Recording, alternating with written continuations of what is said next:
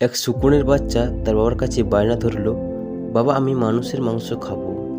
শকুন বলল, ঠিক আছে বেটা, সন্ধ্যার সময় এনে দেব।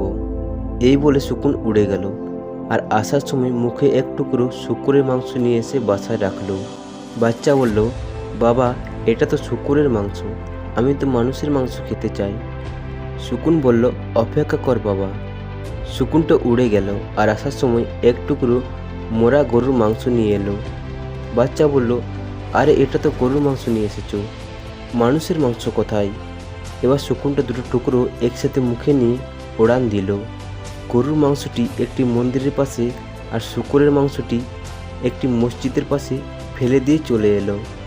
কিছুক্ষণের মধ্যে সেখানে শুরু হলো দাঙ্গা। কয়েকশো মানুষের লাশ পড়ে গেল।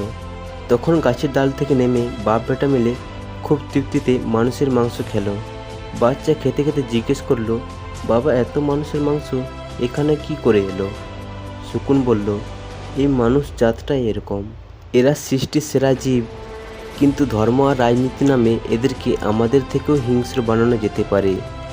বাচ্চা বলল, তুমি ধর্মকে ব্যবহার করলে কেন? কতগুলো নিরীহ লোক মারা গেল, রাজনীতি করলে পারতে।